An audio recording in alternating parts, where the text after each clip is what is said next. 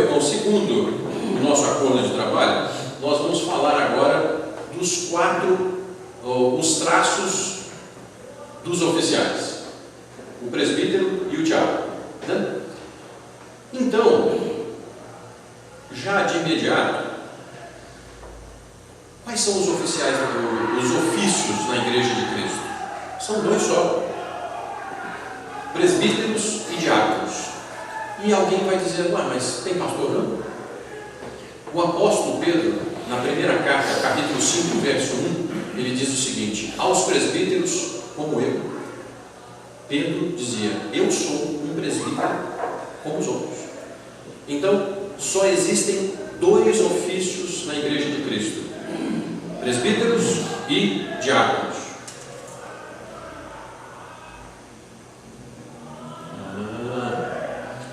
Nessa igreja, quem é o agente de salvação dos crentes lá no pacto eterno? O agente de salvação é o Senhor Jesus. Então, o Pai traçou os planos eternos, o Filho disse assim: eu vou cumprir os planos eternos, e o Espírito disse: eu vou aplicar isso no coração dos homens. De forma que o Espírito Santo é o agente do amor eterno no coração dos homens. E, como diz Charles Hodge, os cristãos não só professam crer no Espírito Santo, mas também são os receptores dos seus dons. A comunidade de Jesus vive sob a inspiração do Espírito Santo. Este é o segredo da sua vida, de sua comunhão e do seu poder.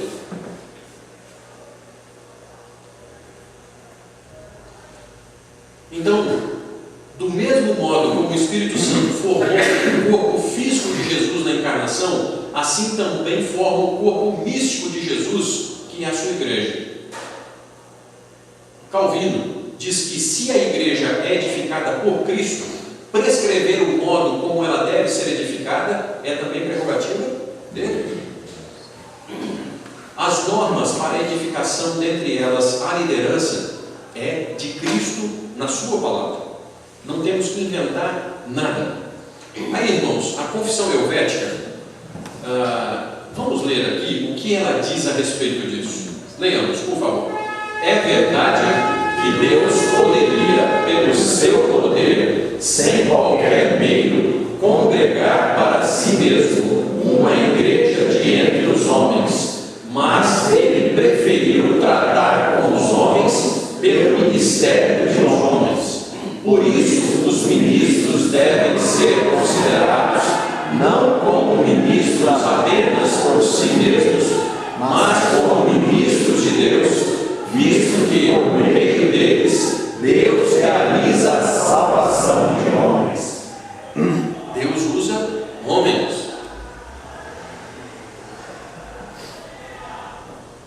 Irmãos, traços do oficial.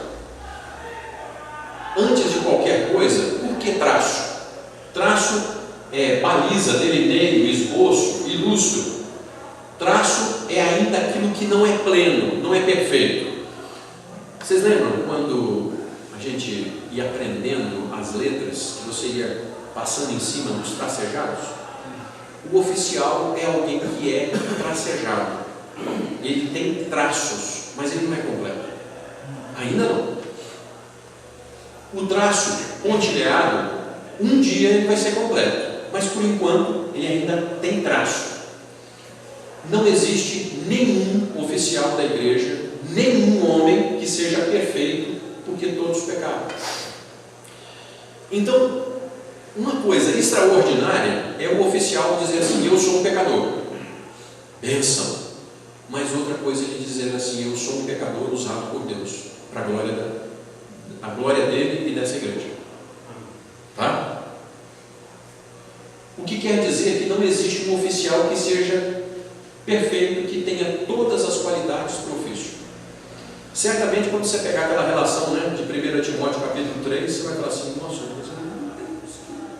está faltando essa aqui, está faltando, e essa aqui então? Né? Chega a dar desespero quando você vai olhando aquilo, né?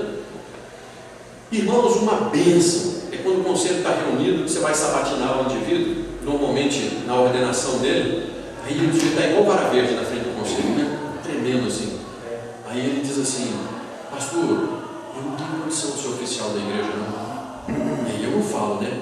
Mas lá dentro, yes! E esse é bom. Quem se enxerga incapaz de ser oficial e que depende completamente de Deus, esse vai ser oficial.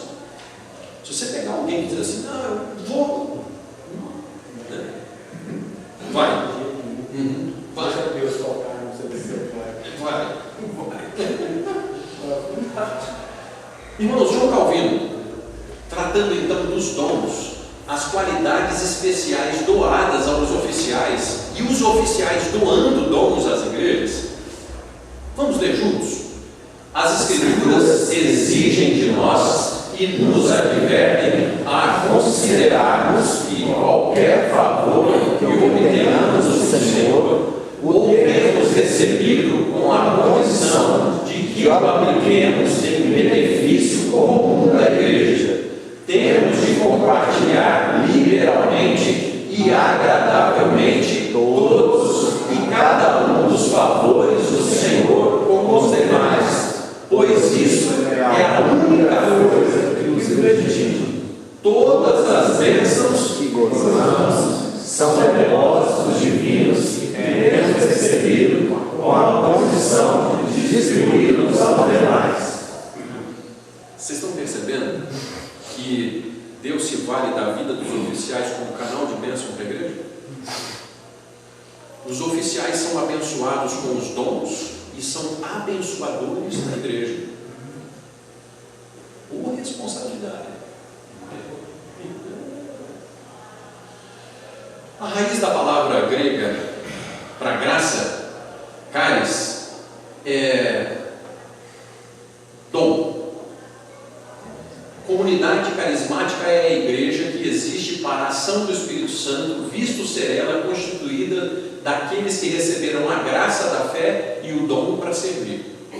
A igreja é a comunidade daqueles que receberam o dom do Espírito para serviço.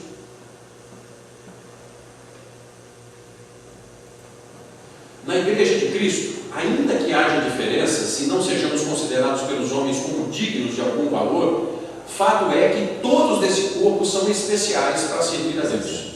Frisa-se assim, no entanto, que embora Deus, ontologicamente, não nos veja como, porque a igreja sem mim morre. Você já tem gente que pensa assim: porque se eu sair da igreja, a igreja acaba. Vai fazer até um bem, se você for embora. Se você está pensando assim, o favor que você faz, sabe? Existe uma pessoa indispensável na igreja: o Espírito Santo de Cristo. Tá, irmãos? Então, embora nós não sejamos essenciais, Deus, por sua graça, nos tornou essenciais no reino e por isso nós somos. Os oficiais são essenciais à igreja. Deus vai se valer dos oficiais para conduzir essa igreja.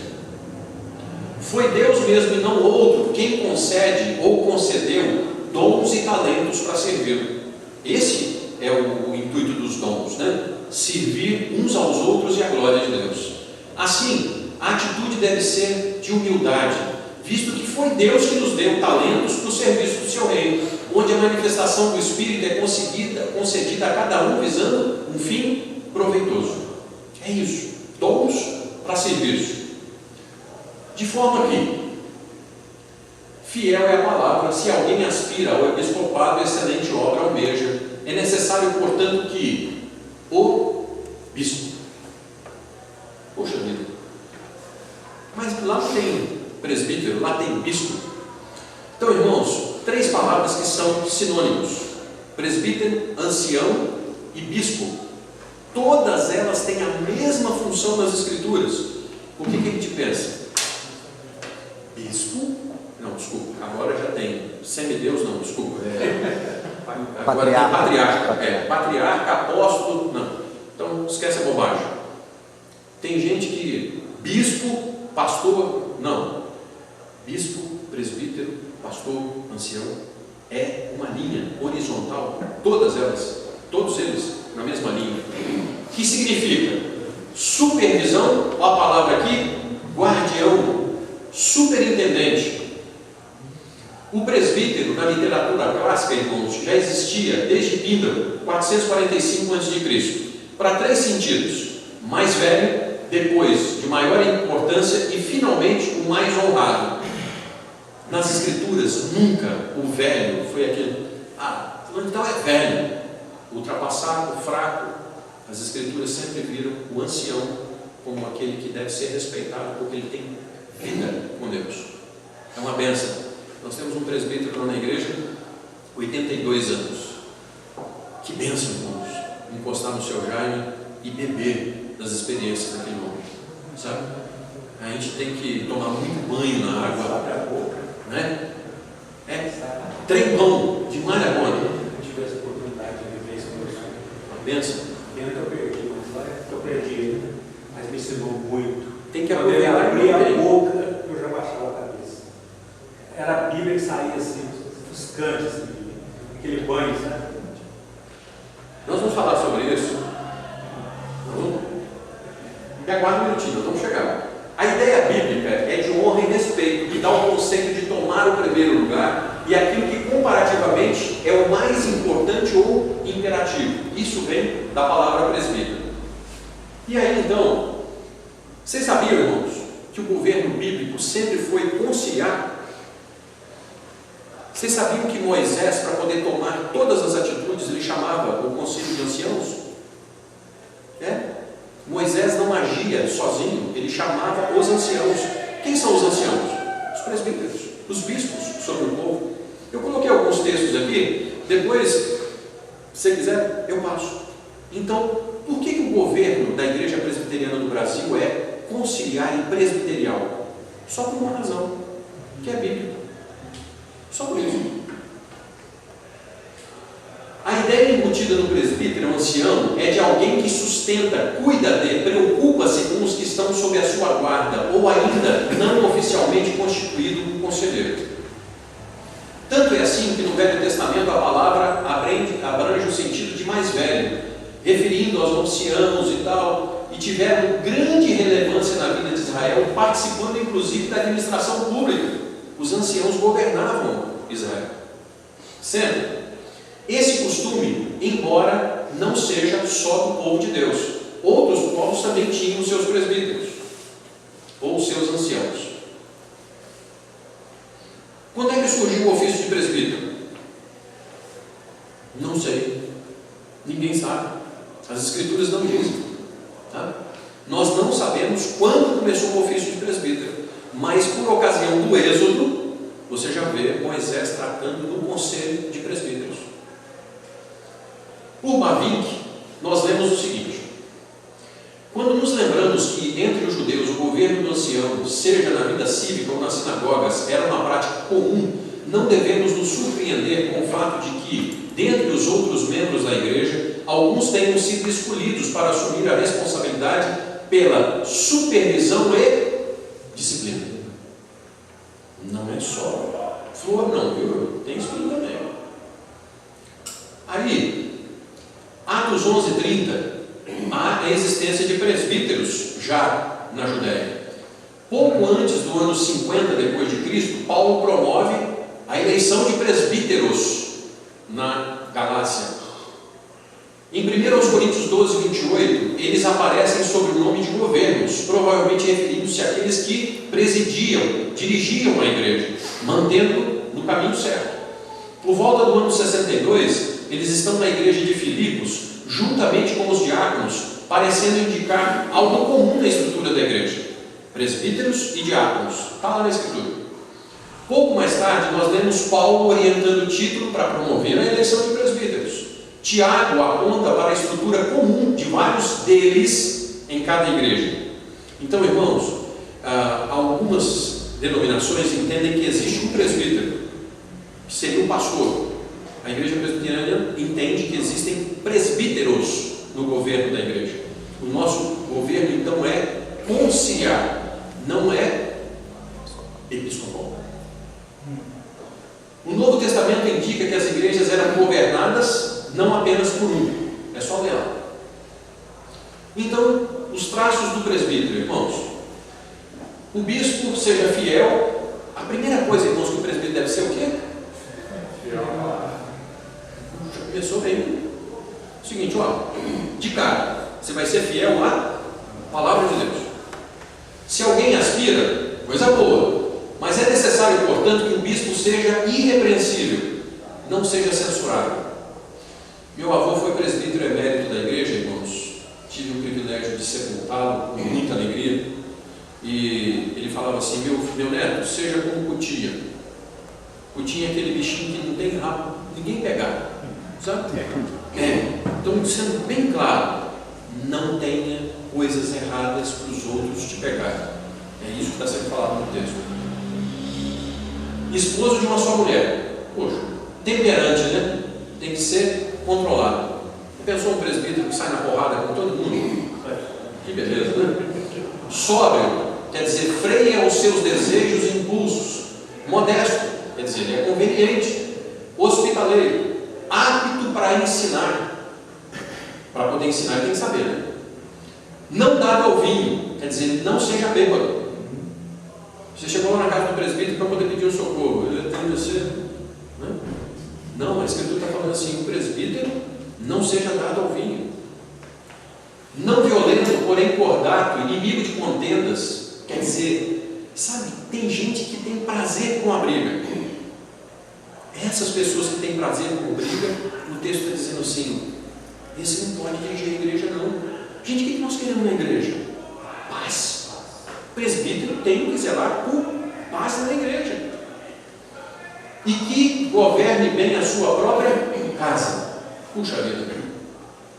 Irmãos, eu tenho que falar sobre isso aqui, porque eu tenho certeza que essa apresentação foi uma que eu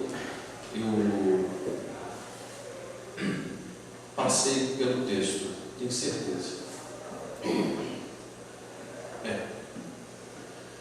Aqui, governe bem a própria casa.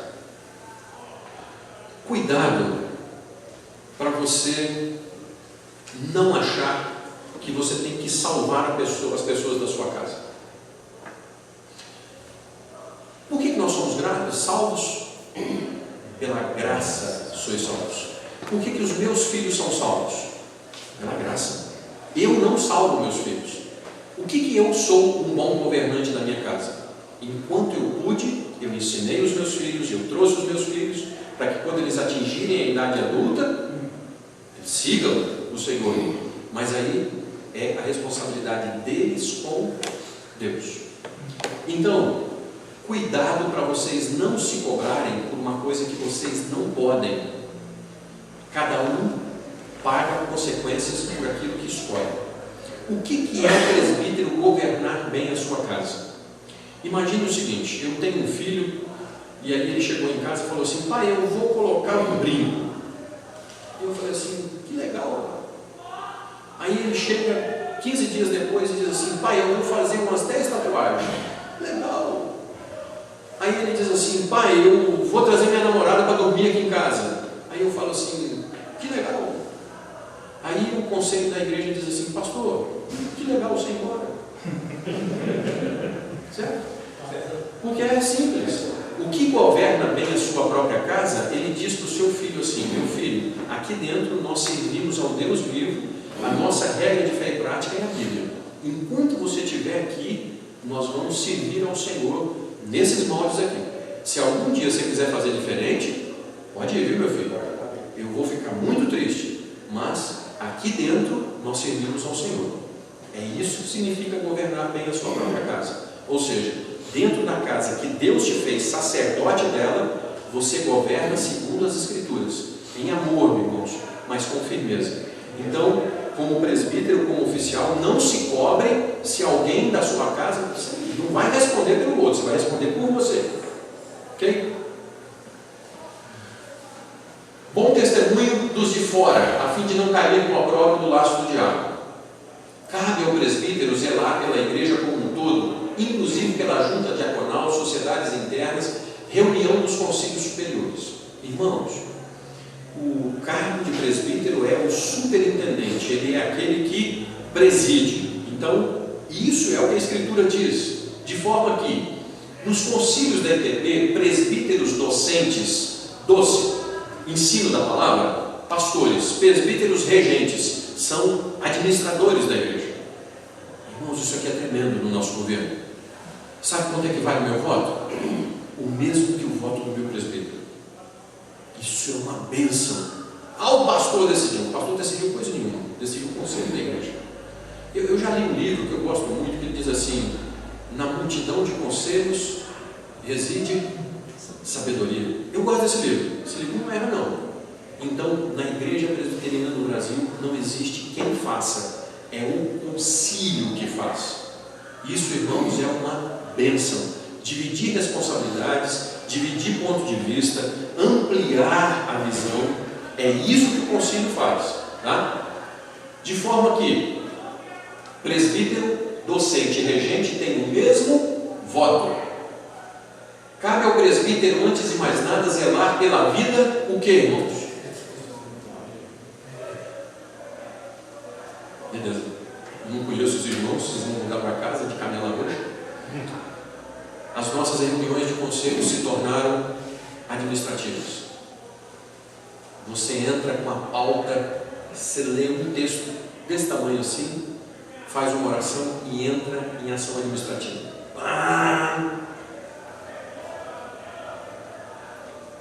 Antes de mais nada, o conselho vai reunir e vai fazer uma devocional de estudo das Escrituras. A responsabilidade do conselho é, em primeiro lugar, a vida espiritual da igreja. Aqui, a ordem dos tratores altera o viaduto, viu, irmãos? Se os presbíteros zelarem pela vida espiritual da igreja, tudo na igreja vai bem. Mas se nós nos perdermos em atitudes meramente administrativas, nós vamos complicar a igreja de Cristo. Eu já li um livro que diz assim: buscai, pois, em primeiro lugar o reino e a sua justiça, e todas. Esse livro é bom, não é? Então a ordem é espiritual. Busquem primeiro o reino de Deus, e Deus vai abençoar a igreja. O ofício de presbítero é mundial e para sempre. Lutzen foi eleito presbítero da igreja em Varginha. Se ele chegar na Alemanha, ele é presbítero da igreja. Daqui a 50 anos, ele é presbítero da igreja. A única forma dele perder o cargo é se ele for exonerado, disciplinado. Caso contrário, presbítero para sempre. Irmãos, isso é o mesmo, que aonde você for, você é presbítero. O Espírito grita isso dentro de você. O presbítero que servir por mais de 25 anos na mesma igreja tem direito ao título de emerência. O presbítero é eleito pela igreja entre os crentes com senso de reverência, porque ele está sendo dotado por Deus de irmãos, isso aqui, chamado. E condições, se Deus chamou, ele vai dar condições. Em Atos, eles dirigiam a igreja junto com os apóstolos, irmãos. Então, para vocês terem uma ideia do grau do presbiterato, está lá. Os apóstolos, junto com os presbíteros, dirigiam as igrejas. As suas sugestões eram acatadas, como no caso de Paulo. Então, os presbíteros opinavam com os apóstolos, e os apóstolos respeitavam aqueles homens, presbíteros da igreja. É claro que competia e compete aos presbíteros como pastores. Irmãos, eu vou dar uma paradinha aqui. Nós precisamos resgatar essa visão na igreja presbiteriana do Brasil. Presbítero é pastor. Opa, deixa eu explicar. Existe um anjo da igreja ordenado ao sagrado ministério, reverendo Benhur. Mas o conselho da igreja pastoreia o rebanho junto com o reverendo Benhur e pastoreia o reverendo Benhur. Certo, irmãos? Então, presbítero da igreja é pastor da igreja. Pastoreai o rebanho de Deus. Essa é a palavra do apóstolo instituindo os presbíteros, hein? John Sitterman, Coração de Pastor. Quem puder ler esse livro, excelente, muito bom. Então, os pastores alimentam a igreja e cuidam do rebanho. Atos 20, 28. Presbítero, ancião, bispo, o Espírito é quem constitui com tudo. É natural que aqueles que são vocacionados por Deus se sintam chamados pelo ofício. Irmãos, são coisas distintas. Uma é eu virar e falar assim: Abraão, e aí? Ele vai falar assim: pastor, eu não tenho condição de ser presbítero, mas eu tenho certeza que Deus me chamou. É isso que nós temos certeza. Eu não tenho condição, mas Deus me chamou. Ok? Essas coisas caminham juntos. Porque se você chegar para o sujeito, eu não sei nem o que eu estou fazendo aqui, a igreja votou em mim. Não. Se ele não tem certeza do chamado dele, paciência, né? Um abraço também, né? No entanto, irmãos, Calvino comenta o seguinte: visto ser o mesmo ofício laborioso e difícil, e os que aspiram devem ponderar prudentemente se são capazes de suportar uma responsabilidade tão pesada. Irmão, eu acho que o mais experiente aqui é o seu Joaquim, né? Acho que o senhor é o mais experiente nosso aqui, né? Quantos anos de presbiterado, meu irmão? Eu estou no segundo mandato. Eu fiquei duas vezes de aula, depois presbítero. Tem alguém aqui com mais de 2 mandatos? Quantos? 2 também. Tem mais alguém aqui com mais de 2? Então é o seguinte, vocês podem ter certeza, vocês vão chorar. Vocês vão passar a noite em claro. O conselho da igreja chora para que a igreja não se embale. Então, irmãos, Calvino diz assim: porque o ofício é difícil, é pesado. Não é brincadeira, não. Calvino acrescenta: os homens piedosos o desejam, não porque tenham alguma confiança em sua própria iniciativa e virtude, mas porque confiam no auxílio divino, na suficiência de Deus que chama. No dizer do apóstolo Paulo, né? Paulo Calvino, nas suas cartas pastorais, diz isso aí. Traços do diácono, irmãos. Semelhantemente a diáconos, o termo diácono do grego, né, significa servo, serviço, servir. Essas palavras apresentam 3 sentidos especiais, com uma pesada conotação depreciativa. Servir à mesa, cuidar da subsistência, servir, no sentido de servir ao humano. Isso que é ser diácono. Tá. Os gregos, irmãos, falavam o seguinte: servir os outros é indigno. Na cultura grega era inadmissível alguém dizer assim: eu sou diácono. Mas o cristianismo disse assim: seja diácono. Platão, Demóstenes admitiam que o serviço, a diaconia, tinha algum valor quando ao Estado, né? Então, a ideia de servir outra pessoa, mas de jeito nenhum, eu vou servir os outros. Mas no Evangelho é assim: eu vou servir ao meu irmão e à glória de Cristo. Deixa eu fazer uma pergunta para vocês. Na hora que sair ali, vai. Os substantivos, né? Tá, eu vou passar isso aqui. São serviço. Hoje a gente vê na televisão o ministério do fulano de tal. Você vê aquele glamour, né? Mas ministério, diaconia, significa o seguinte: Peter está servindo. Nós temos o outro diácono que chegou. Deixa eu lembrar dos diáconos aqui. Irmãos, os diáconos. Quem mais? Samuel. Isso. Samuel, diácono. Então, Samuel está servindo a glória de Deus. Pensar em serviço. Você pensa em serviço quando você vê aquelas pessoas na televisão mamando no Evangelho? É diferente. O Senhor Jesus Cristo deu uma grande lição aos seus ouvintes. O que o Senhor Jesus disse assim? O Filho do Homem não veio para ser servido, mas ele veio para servir. Então a minha pergunta é o seguinte: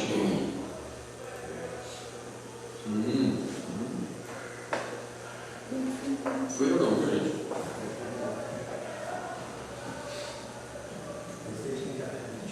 Eu acho que você está do Robenil. Robenil. Isso. Troca aí depois.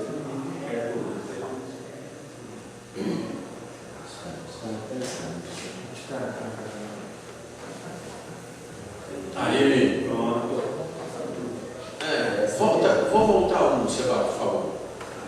Volta. Não, mais um. Vai para frente.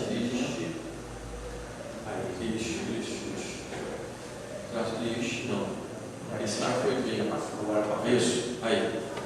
Ok. Beleza. Tá. Vamos passando. Vai. Essa aí também já foi toda. Valeu. Mais um. Aí. Vai. Isso. Ok.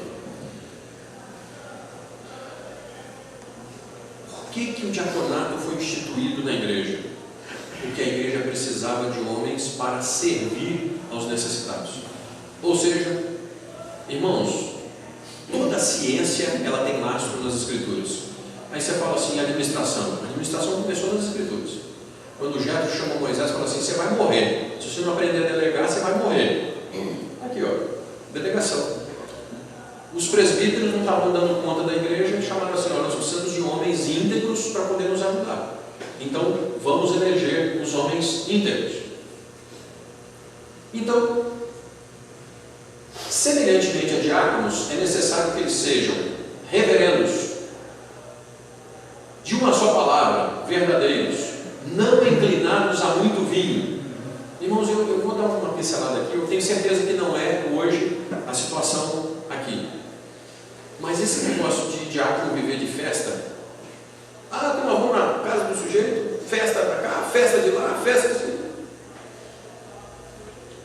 A igreja nunca cresceu por causa de festa. Meu irmão Marcos, nós vamos fazer um churrascão que nós vamos ganhar mesmo para a igreja. Você sabe quando é que a igreja cresceu, irmãos? Quando a igreja sofreu. Sofrimento faz a igreja crescer. Quando a igreja se reúne para orar um pelos outros, pelas causas, quando nós caminhamos junto. Então, irmãos, uma festinha é bom demais da conta.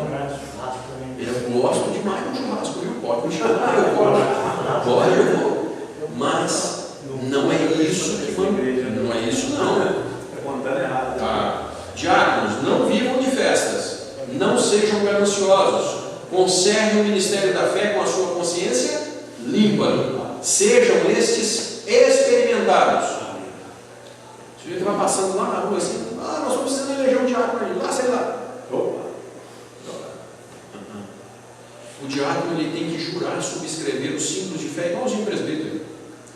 Para a ordenação do diácono, ele tem que dizer, eu li e eu não tenho nada que me oponha aos símbolos de fé. Bom, irmãos, da mesma sorte, como as mulheres, o diácono seja marido de uma só mulher, que governe bem os seus filhos, a própria casa, igual o presbítero. Tá? Pois os que desempenharem bem o diaconato alcançam para si mesmo justa preeminência e muita intrepidez. Irmãos, quem é que pode me citar um diácono das Escrituras cheio do Espírito? Estevão. O segundo, aquele que foi batizar o eunuco da rainha de Candace, Filipe. Irmãos, nós enfiamos na cabeça, de novo, presbítero, diácono. As pessoas pensam assim, vamos fazer o seguinte, na mesma linha, desempenhando papéis diferentes no mesmo corpo de Cristo, com a mesma importância no corpo de Cristo, irmãos. Esse negócio de hierarquia, não, irmãos. Pastor, mas o presbítero ele superintende. Ele tem um encargo da superintendência, mas em nenhum lugar as Escrituras estão dizendo, o presbítero é superior ao diácono.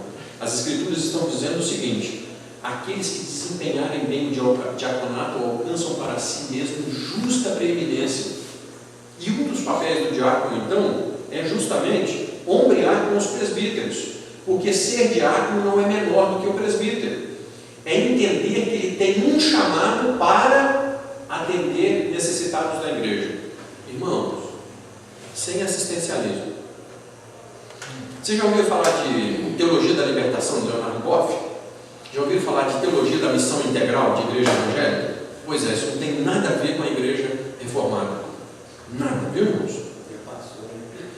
Então é o seguinte, você não tem que dar o pão, você tem que ensinar o sujeito a pescar. A junta diaconal chega, faz uma avaliação da casa, nós vamos assistir o irmão até ele poder andar sozinho, se ele vai poder andar sozinho. Mas a gente chegar na casa do sujeito e falar assim, olha, eu vou te dar aqui até o resto da sua vida, não é essa a visão nossa, irmãos. A junta diaconal em Genebra, ela dava uma volta, chegava lá, o comércio do sujeito estava fechado, né? Aí o diácono chegava e falava assim, e o que foi? Não, mas estou com uma dengue aqui. Passava 15 dias, não, foi uma gripe que me pegou. Aí na terceira vez, levava para o consistório, aí o conselho da igreja falava assim, meu irmão, você está indo embora quando de Genebra? Não, para você ficar em Genebra, você vai ter que trabalhar. Certo, irmãos? Então a junta diaconal não é esse negócio de dar assistência simplesmente porque nós somos bonzinhos, nós somos igreja. Somos, irmãos.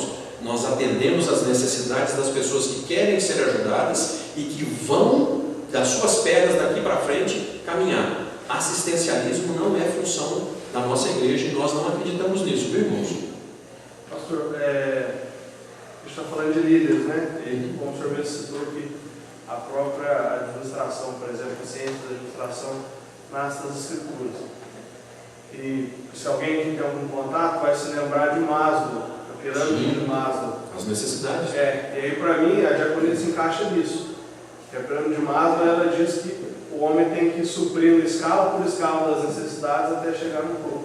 Amém. E aí para mim a questão é justamente essa. Você vai alimentando a igreja de forma que os membros tenham condição de servir a Deus, mas de forma que eles também subam um degrau todo dia, né? Que ele não fique só na necessidade física, só na segurança, que ele vai subindo na escala dele. Campeão, qual é o seu nome?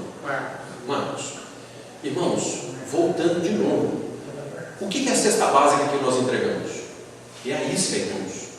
É a isca. Você vai chegar e vai dizer assim, você está passando algum problema aqui? Então, as escrituras dizem, eu já fui moço e agora eu sou velho. Eu jamais vi o justo desamparado e nem a sua descendência mendigar o pão. Se nós estamos chegando numa casa onde chegou num caos, você pode ter certeza que está faltando Deus ali dentro. Você vai acertar algumas coisas, certo? Irmãos, existem casos e casos, viu? Existe caso que você tem dificuldade lá, que não é pecado, mas via de regra é isso, tá? Então, o diácono vai tratar do quê? Eu vou te dar a cesta básica aqui o resto da vida. Não, meu irmão, nós vamos tratar a sua vida. É isso aí. Porque é o seguinte, você atendeu necessidade básica, irmãos, o Senhor Jesus multiplicou pão e peixe. Ele não falou assim, Deus te abençoe, viu? Arranja um pão aí que eu vou te pregar o Evangelho. Então nós entramos com essa mão e falamos aqui, tem pão, viu, meu irmão? E tem uma bênção que vai te prover o pão para sempre. É isso aí. E aí você atende a todas as necessidades do indivíduo. Não é só pão. E tem um livro bom que diz assim, não só de pão viverá o homem, mas de... Esse livro é bom. Esse livro está aí na frente. Esse livro é bom. Esse Chico está aí na sua frente. O diácono é responsável pela manutenção da igreja.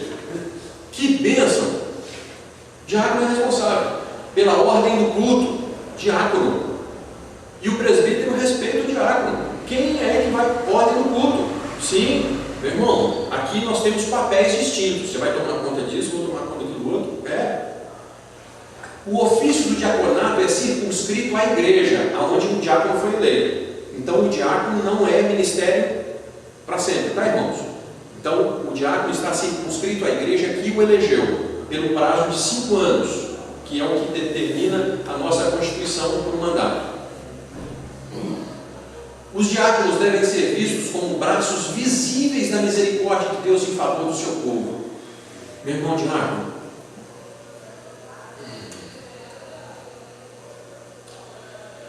irmãos, nós tivemos um depoimento de uma senhora há pouco tempo.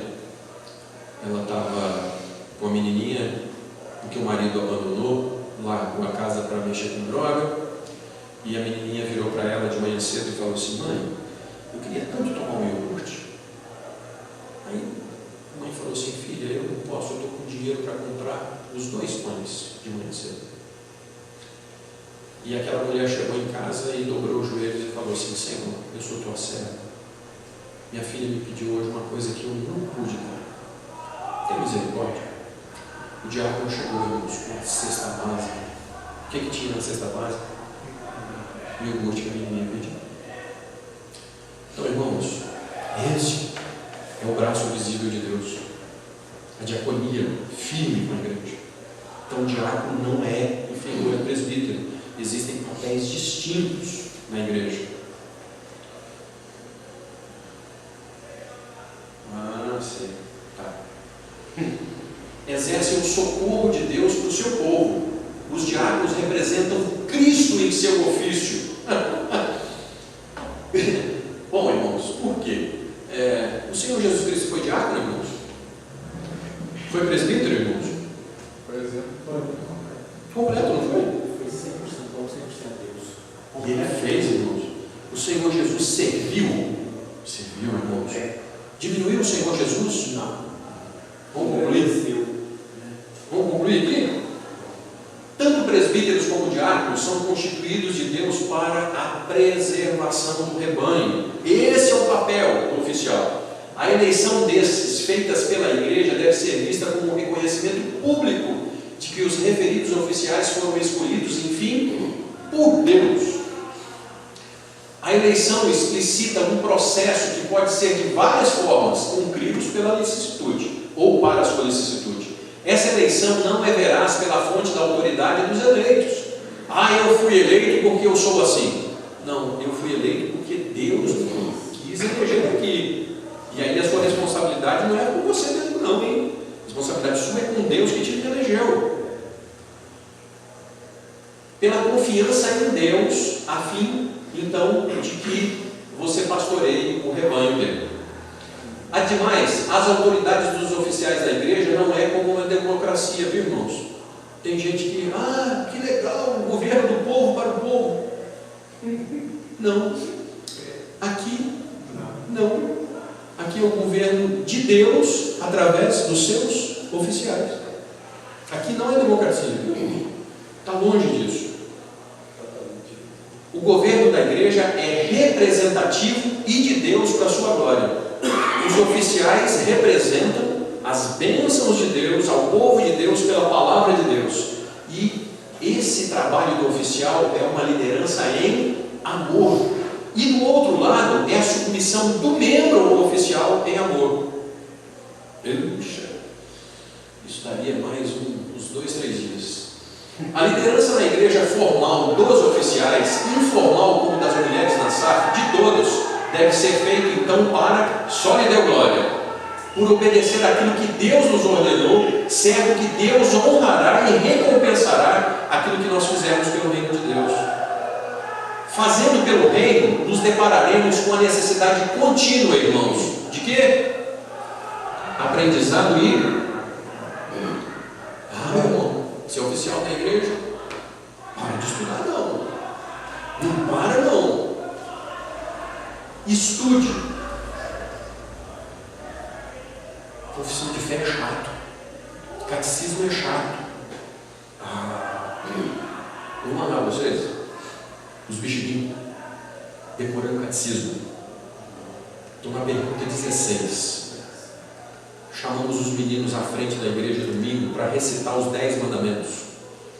Reverendo Benhur, eu vou olhar para o senhor. Se nós perguntarmos a quantas pessoas da igreja, elas vão responder quem são os 12 apóstolos. Se nós perguntarmos quem são os 12 discípulos, ou as 12 tribos, nós vamos perguntar quais são os 10 mandamentos. Nós vamos chamar e perguntar para os oficiais da igreja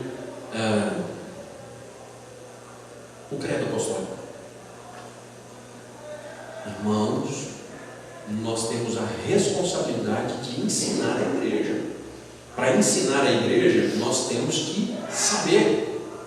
Aí, confissão de fé e catecismo. Mas esse troço ninguém aguenta isso não. Nós primeiro estudamos a confissão de fé. 3 anos estudando a confissão de fé. Agora eu estou estudando o catecismo de Heidelberg. Tem 3 anos que eu estou no catecismo de Heidelberg. Domingo 31. Irmãos, a doutrina é coisa de homem. Interessante. Terminando o Sermão do Monte, nos 2 versículos finais do capítulo 7 de Mateus, diz assim: e se maravilhavam da sua doutrina, porque não ensinavam como os fariseus e escribas. Quem ensinava? Jesus Cristo ensinava doutrina. Esse é o maior trunfo da igreja presbiteriana, doutrina. E nós temos que estudar e passar firmeza para os irmãos, doutrina e vida prática, né, queridos? Maxwell cita atitudes, qualidades do líder. Sabe, irmãos, não vou ler isso não, tá? Mas depois você dá uma olhadinha e diz assim: quantas dessas características eu tenho? Posso passar aqui, ó. Desejo ardente, segurança. Tá bom.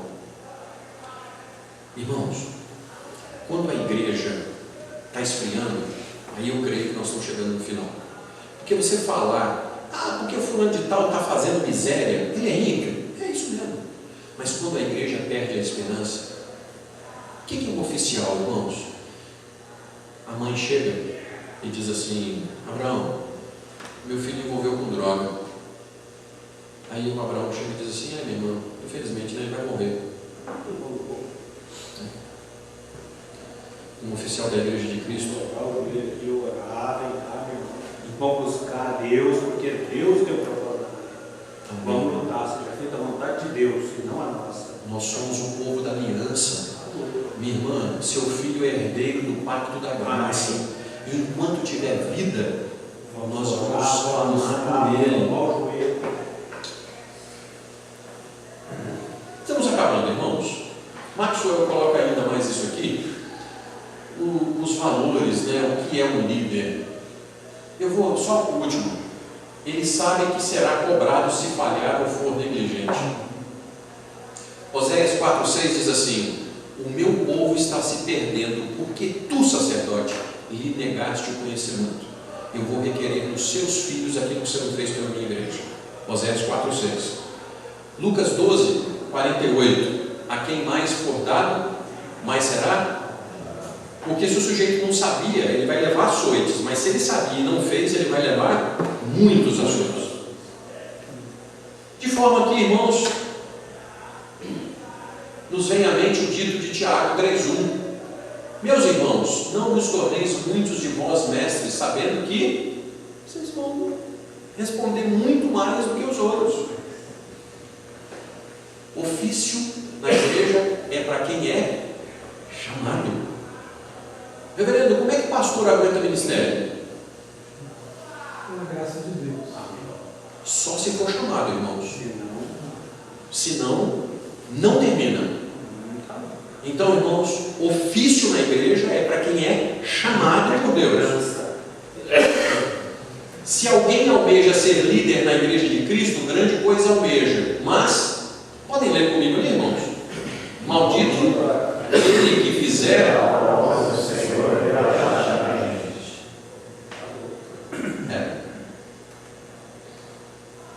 Vamos sonhar com isso aqui? E como pregarão se não forem enviados? E como está escrito: quão formosos são os pés dos que anunciam coisas boas? Apocalipse 14:13.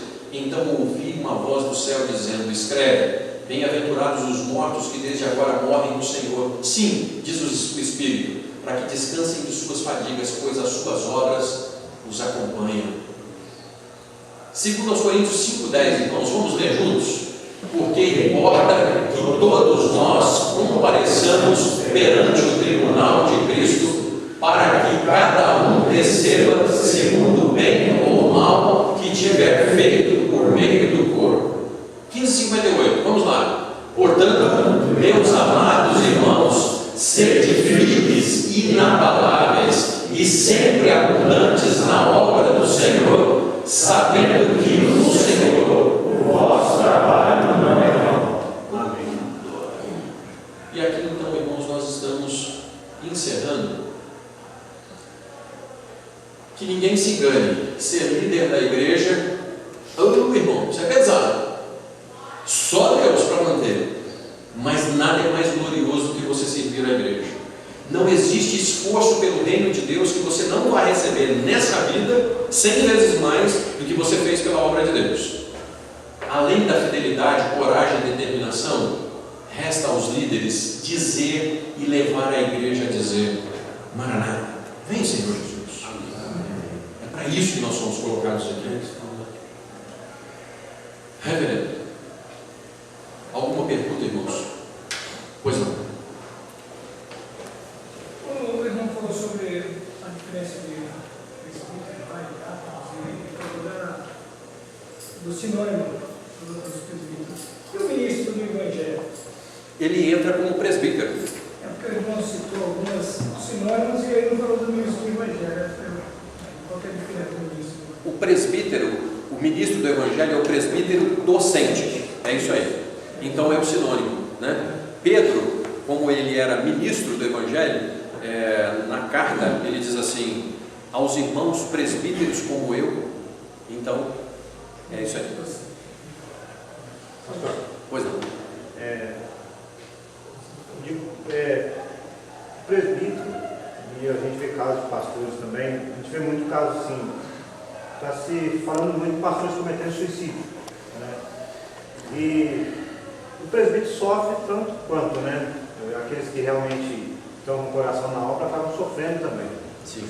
Eu acho que existe um ponto que o presbítero tem que, às vezes, parar, procurar um tratamento médico, alguma coisa, ou ele deve colocar o joelho e confiar que o Senhor vai mudar a situação. Como que o senhor consegue andar para isso? Reverendo, eu vou aqui, me tolerem um pouquinho, irmãos, por favor. Irmãos, eu fui diretor da Associação Evangélica Beneficente de Minas Gerais, o Hospital Evangélico de Belo Horizonte. Nós temos as maiores clínicas de diálise do mundo e nós temos 78% dos pacientes SUS. Em novembro de 2005 ou 2015, nós estávamos com 12 milhões na mão do governo.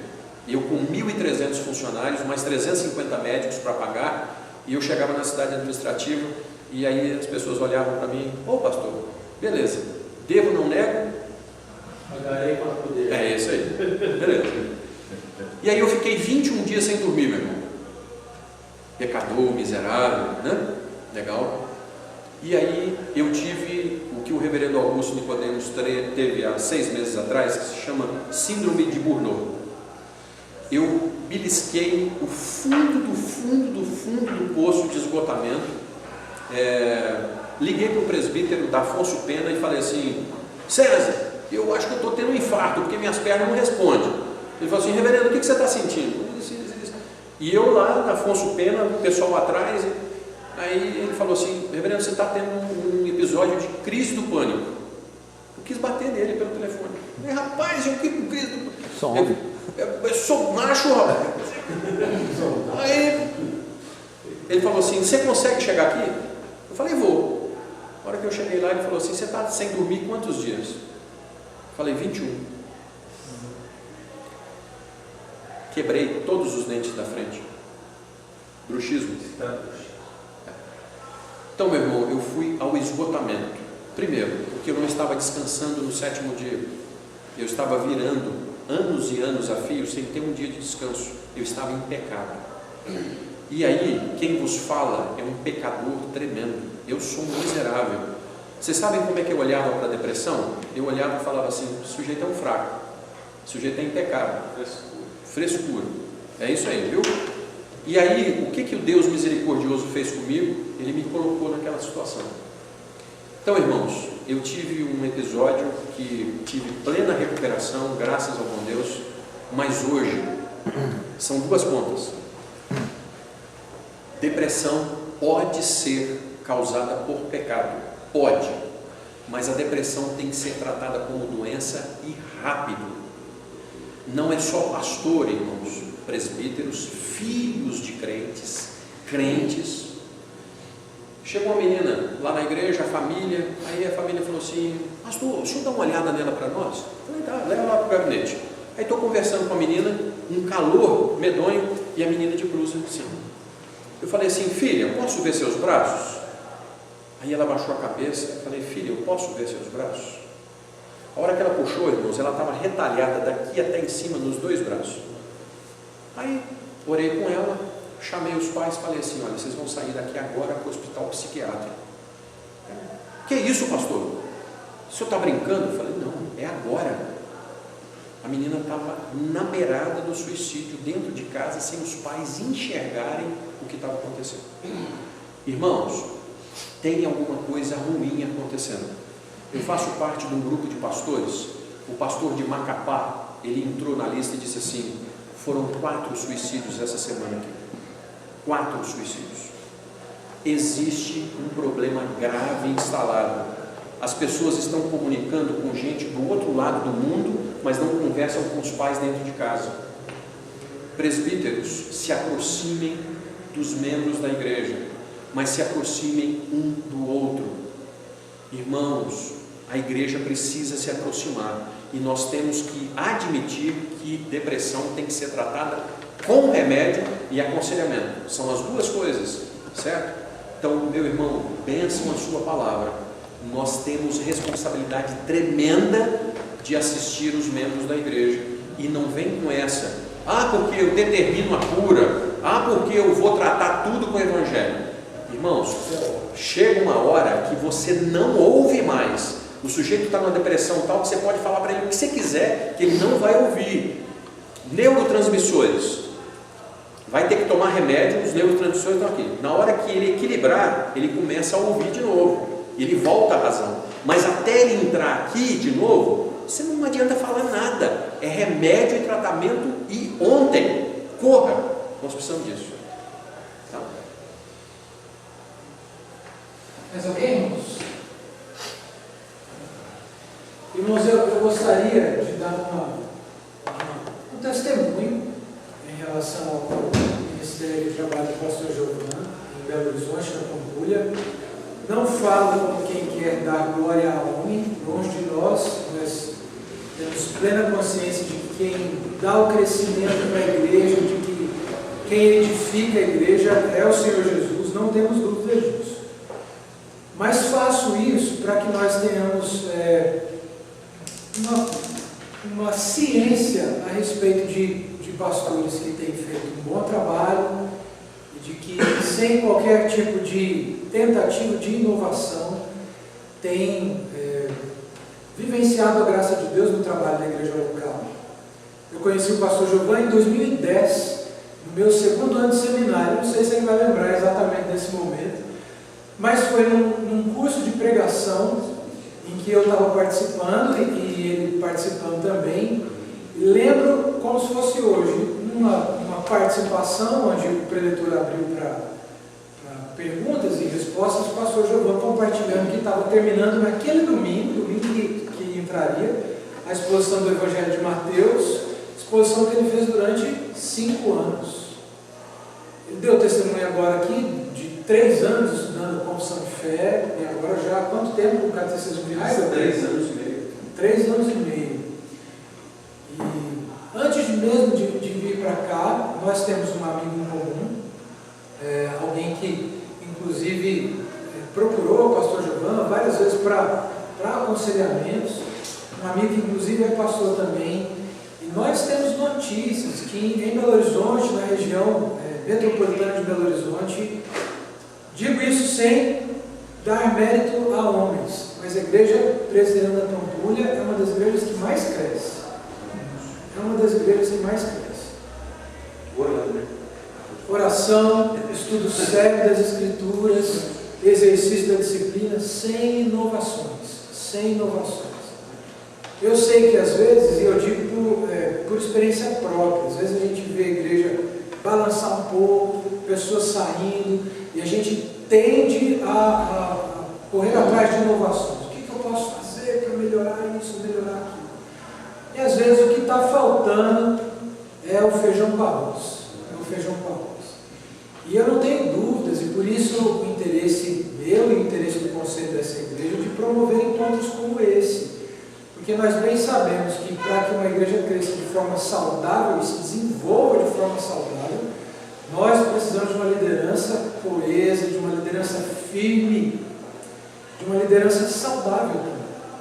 Então, nós louvamos a Deus por estarmos hoje numa igreja que nos permite sermos fiéis às Escrituras, de ter um bom padrão doutrinário, de ter símbolos de fé fiéis às Escrituras, nós temos tudo na mão, não tenho dúvidas disso.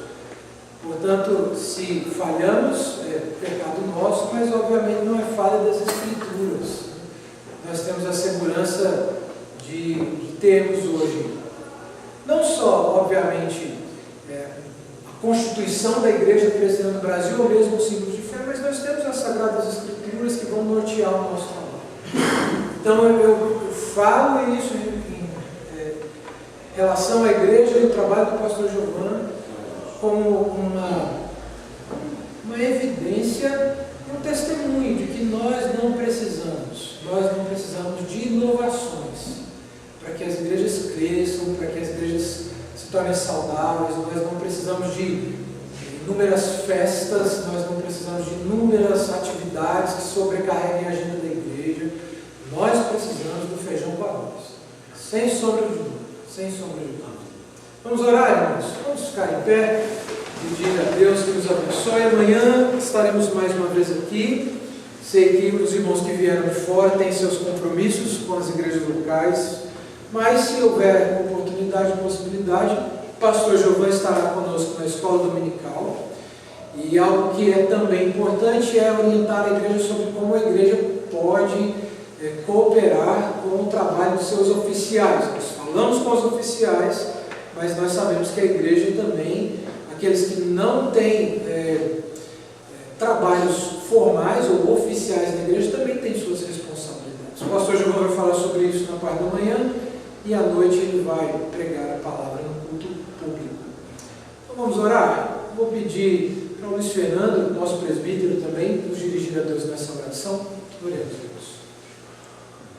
Senhor nosso Deus, nós louvamos o Teu nome, ó Pai, por esse privilégio que nós temos, ó Pai, de sermos homens, ó Pai, que servem ao Deus vivo, servem ao Deus Altíssimo. Obrigado, ó Pai, porque sabemos que de nós mesmos, ó Pai, não há merecimento algum, mas é pela Tua graça que nos alcançou, ó Pai, que nós temos esse privilégio de servir ao Senhor e de cada vez mais aprender a ser do Senhor. Amém. Nos ensina mesmo, ó Pai, nos faça homens segundo o Teu coração. Abençoa, Senhor, cada homem aqui nos seus lares. Abençoa, Senhor, cada pai de família que sejam bênção, sejam boca do Senhor nos seus lares, ó Pai, que conduzam bem a sua família. E, consequentemente, ó Pai, que sejam bons oficiais da igreja, ó Pai, que conduzam bem a Tua igreja, não para mérito próprio, mas tudo para a honra e glória do Teu nome. Amém. E ser conosco no nome de Jesus. Amém. Amém. Irmãos, vamos tentar bater uma foto aqui. Não sei se a gente consegue fazer aqui mesmo.